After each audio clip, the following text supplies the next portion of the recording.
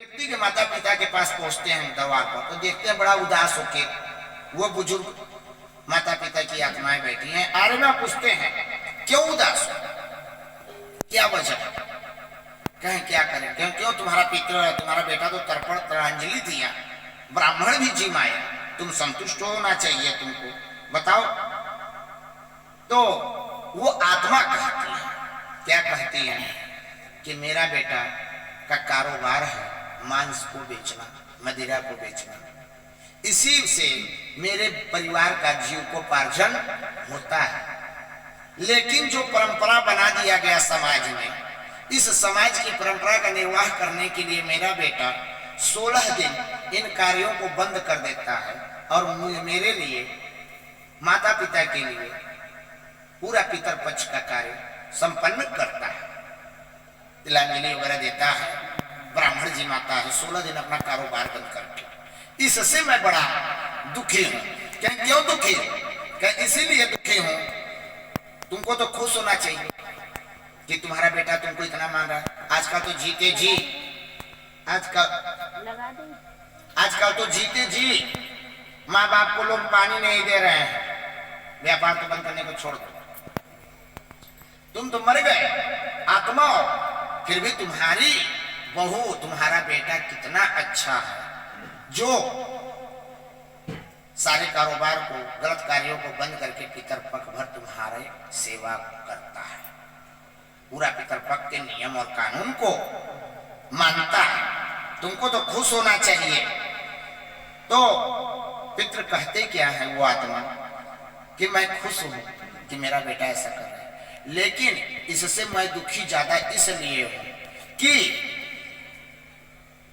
मेरे छोटे छोटे नाती पोते जो हैं वो भूखे हैं, क्योंकि कारोबार बंद है और कारोबार का इनकम न हो पाने की वजह से घर में अनाज के दाने नहीं, मेरे नाती पोते भूखे, इससे मैं दुखी हूं। काश ऐसा होता कि अपना कारोबार भी करता रहता और मेरा तर्पण और तिलांजलि भी करता तो मैं बड़ा खुश होता। इससे ये बात सिद्ध होती है कि हम चाहे जैसे क्या कर रहे हैं इससे नहीं मतलब, हम दारू पी रहे हैं, मांस मदिरा खा रहे हैं, क्या करें इससे हमसे नहीं मतलब है। अगर मैं पितरपक्ष में छोड़ करके भी इस कार्यों को पितरों के सेवा कर रहा हूं तो हमारे पितृ उस भाग को स्वीकार करते हैं। ऐसा कहीं नहीं लिखा कि दारू पीने वाला व्यक्ति, मांस खाने वाला व्यक्ति के दुनिया आदि का जो कार्य कर रहा है इसके पितृ नहीं लेंगे, ऐसा कहीं उदाहरण नहीं है। आपको मेरी बात का विश्वास कीजिए, अगर आप ऐसा सेवन करते हैं फिर भी 15 दिन के लिए आप इन कार्यों को छोड़ दीजिए और अपने पितृ की सेवा कीजिए, आपके पितृ संतुष्ट होंगे, इसका पूर्ण विश्वास है। क्यों? इसका प्रमाण गरुड़ पुराण से भी मिलता है। बोलिए राधे कृष्ण भगवान की। लड़का लाख बुरा हो पर आप कभी ये नहीं सोचोगे कि हम उनके बच्चे भूखे, आपको माने जो कर रहे हैं करें, पर हमको भी मान रहे हैं तो उनको बच माने। इसी प्रकार से एक व्यक्ति ने और पूछा कि मांस मदिरा का सेवन करते हुए क्या कथा, सत्यनारायण भगवान की कथा, कोई व्रत या नवरात्रे हम कर सकते हैं या नहीं? नवरात्र को लेकर एक व्यक्ति ने भी सवाल किया। इस पर एक भागवत चर्चा याद आ गई। कौन सी चर्चा? ध्यान दीजिएगा, बहुत अच्छी चर्चा है। एक कसाई था जिसका नाम था सदना कसाई। क्या नाम था? सदना कसाई। वो एक पत्थर से एक बाट बना करके मांस को तौला करता था, प्रतिदिन मांस काटता और उसको तौलता और बेचता। एक दिन उसी रास्ते से एक ब्राह्मण जा रहा था और उस ब्राह्मण की निगाह उस बाट पर पड़ जाती है, और जब उस बाट पे पड़ जाती है ब्राह्मण कहता है राम राम राम राम राम राम। ये बाट समझ रहा है कसाई, ये तो शालिग्राम भगवान थे। कहता ये कसाई इसको बाट समझ रहा है, पत्थर समझ रहा है, ये तो हमारे भगवान है, हमारे इष्ट है, शालिग्राम। भगवान शालिग्राम के पत्थर को, शालिग्राम को वो पत्थर समझकर, बाट समझकर रोज एक पलरे में शालिग्राम को रखता था और एक पलरे में बकरे के गोश्त को रखता था और बेचता था तौल तौल के।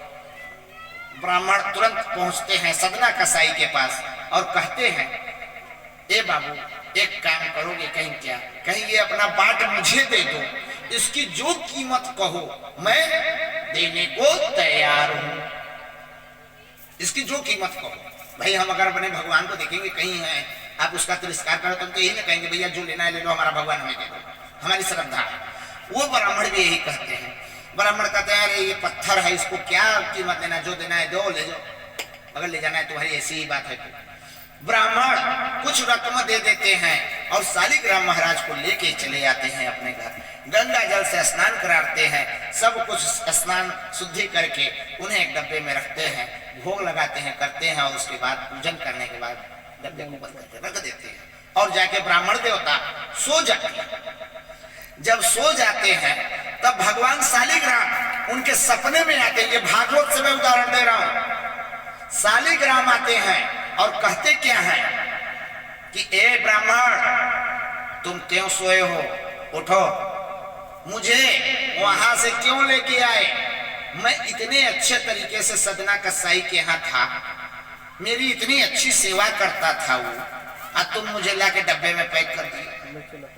ब्राह्मण कहते हैं प्रभु क्या कह रहे हैं, वो आपको मांस के साथ तौलता था, वो कसाई है प्रभु, मैं आपको वहां से चुंगल से छुड़ा के आपका लाके पूजन पाठ कर रहा हूं और आप इसी बातें कर रहे हैं प्रभु। कहें चुप रहो, जो वो सेवा करता था वो सेवा तो तुम नहीं कर सक रहे हो, हम उसकी सेवा से खुश है, मुझे वहीं पहुंचाओ, अन्यथा अंजाम अच्छा नहीं होगा। कहे वो सेवा क्या करता था प्रभु, कहे वो प्रतिदिन हमको नहलाता था।